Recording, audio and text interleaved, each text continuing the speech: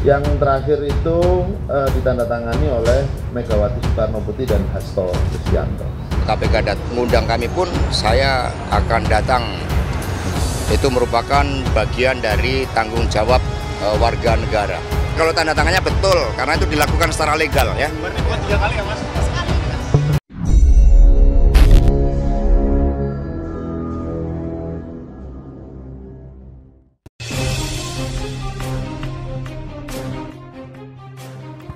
Pakar hukum tata negara bongkar Harun Masiku sampai Megawati, Hasto Kristianto, PDIP tekan suratnya langsung. Refli Harun bongkar Harun Masiku. Pakar hukum tata negara mempertanyakan kontribusi Harun Masiku untuk PDI Perjuangan. Pasalnya, kata Refli Harun, Megawati dan Hasto Kristianto rela teken surat kuasa langsung demi mengajukan judicial review untuk meloloskan Harun Masiku menjadi anggota DPR RI. Kini KPK pun dibuat tak berdaya lantaran belum mampu menangkap Harun Masiku, aktor utama dugaan suap ke Komisioner KPU Wahyu Setiawan. Pencarian Harun Masiku, politikus PDI Perjuangan yang jadi buron KPK, memakan korban. Sejak ditetapkan sebagai tersangka oleh Komisi Pemberantasan Korupsi pada 9 Januari 2020, keberadaan Harun Masiku belum diketahui hingga kini. Diketahui Harun Masiku terlibat dalam dugaan suap pergantian antar waktu atau PAW DPR periode 2019-2024 dari daerah pemilihan Sumatera Selatan 1 yang melibatkan Komisioner KPU Wahyu Setiawan. PDI merekomendasikan Harun Masiku sebagai pengganti atau PAW calon legislatif terpilih Sumatera Selatan 1, Nazarudin Kemas yang meninggal dunia. Terkait kasus Harun Masiku, pakar hukum tata negara Refli Harun turut berkomentar.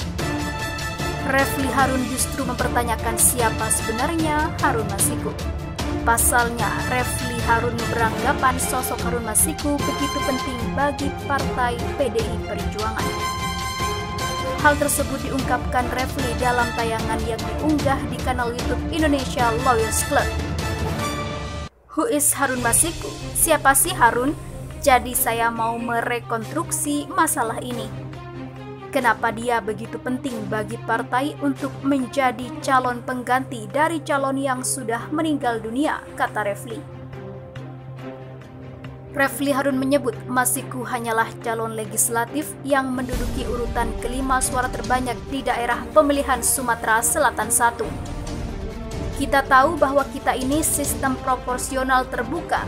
Dalam sistem proporsional itu, mereka yang menduduki kursi adalah mereka yang mendapatkan suara terbanyak.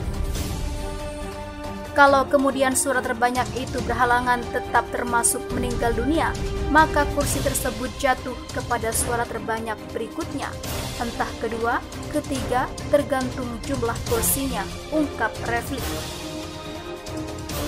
Refli Harun menegaskan hal itu adalah hukum mutlak dalam teori pemilihan umum. Putusan Mahkamah Agung sebenarnya tidak mengatakan bahwa itu kewenangan partai, karena bagian dari permintaan itu justru ditolak oleh Mahkamah Agung, kata Refli. Lebih lanjut, Refli menjelaskan Mahkamah Agung atau MA menolak bahwa menetapkan persoalan itu kepada kewenangan partai. Untuk menentukan siapa yang menjadi calon pengganti dari yang meninggal itu ditolak. Kenapa ditolak? Karena itu bukan materi judicial review, terang Refli. Sebab menurut Refli, bongkar kalau berbicara soal materi judicial review mengabulkan dengan mencoret kata atau memaknai kata baru, tapi perintah langsung kepada partai politik, kepada KPU, dan lain sebagainya. Biasanya hampir mustahil dikabulkan dalam konteks judicial review. Oleh karena itu, Refli Harun lantas mempertanyakan siapa sebenarnya Harun Masiku ini. Biasanya orang yang diperjuangkan masuk ke partai, masuk ke anggota DPR itu adalah orang yang kontribusinya besar buat partai politik itu sendiri. Nah, saya tidak tahu Harun Masiku ini kontribusinya apa. Sampai kemudian partai sebesar PDI Perjuangan ketua umumnya dan sekjennya rela menandatangani sebuah surat kuasa untuk mengajukan judicial review, jelas Refli. Diketahui dalam surat PDI Perjuangan soal Harun Masiku ada tanda tangan Ketua Umum PDI Perjuangan Megawati Soekarno Putri dan Sekretaris Jenderal PDI Perjuangan Hasto Kristianto. Refli lantas menyimpulkan bahwa Harun Masiku adalah sosok yang istimewa di Partai PDI Perjuangan. Itu luar biasa seorang Harun Masiku ini, kalau tidak istimewa, saya kira dia tidak bisa punya jalur yang luar biasa seperti itu, paparnya. Dirjen Imigrasi jadi tumbal. Harun Masiku menjadi buronan Komisi Pemberantasan Korupsi atau KPK setelah diduga terlibat kasus suap yang menjerat Komisioner KPU Wahyu Setiawan. Buntut kasus tersebut, Dirjen Imigrasi Roni F. Sompi dicopot dari jabatannya pada Selasa 28 Januari 2020. Menurut Ferdinand Hutahian, pencopotan Roni F. Sompi ini merupakan strategi Yasona Lawli untuk mengamankan posisinya sebagai Menteri Hukum dan Hak Asasi Manusia atau Menkumham. Ia menyampaikan Roni F. Sompi sengaja dikorbankan untuk menutupi banyaknya peristiwa yang harus ditutupi. Salah satunya mengenai keberadaan Harun Masiku pada saat operasi tangkap tangan atau OTT oleh KPK. Dikabarkan pada tanggal 7 Januari 2020, Harun Masiku telah berada di Indonesia, akan tetapi Yasona Lawli kekeh menyatakan Harun masih berada di luar negeri.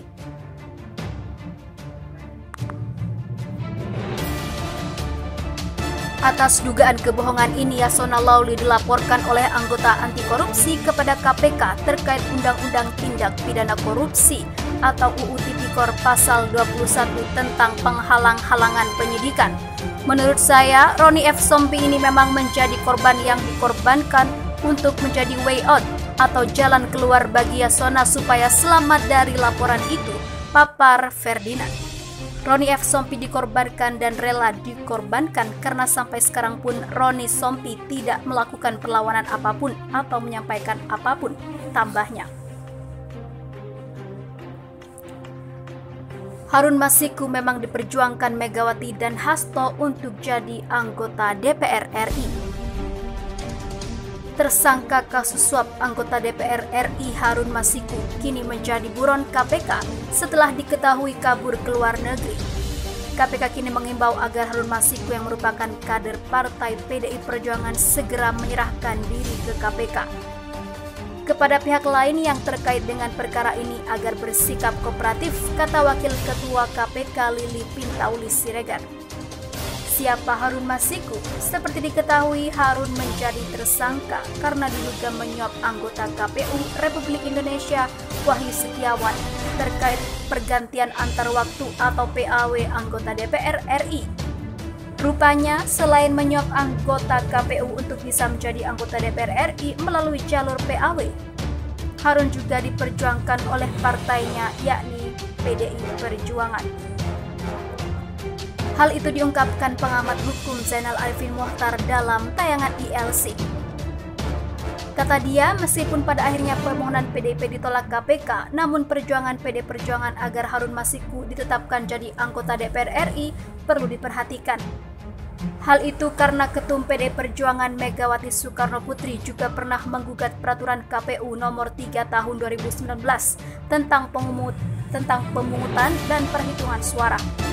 Putusan Mahkamah Agung yang mengabulkan sebagian permohonan Megawati itu dijadikan dasar permohonan PDIP untuk meloloskan Harun Masiku. PDIP meminta agar perolehan suara Nazarudin Kemas yang mencapai 40.000 suara dilimpahkan ke Harun Masiku yang cuma meraup 5.000 suara saat Pileg 2019 tersebut. Dengan begitu, Harun Masiku bisa menggantikan Rizky Aprilia yang telah ditetapkan menjadi anggota DPR RI dari Dapil Sumatera Selatan 1 tersebut. Untuk diketahui, Nazarudin Kemas yang merupakan calon anggota DPR RI incumbent nomor urut 1 meninggal dunia 3 pekan sebelum pencoblosan 2019 lalu. Saat permohonannya tersebut ditolak KPU, PDI sempat mengajukan fatwa ke MA, namun MA tetap memperkuat putusan KPU sebelumnya. Permohonannya ini kan ditandatangani Megawati bersama Hasto Kristianto. Bunyi permohonannya tidak mempertimbangkan undang-undang, cuma mengatakan karena partai terlibat dalam banyak proses proporsional, maka partai berhak, katanya. Meskipun permohonan tersebut tetap menekankan bahwa harus memperhatikan perundang-undangan dan asas umum pemerintahan. Meskipun permintaan menetapkan Masiku jadi anggota DPR RI itu ditolak, katanya,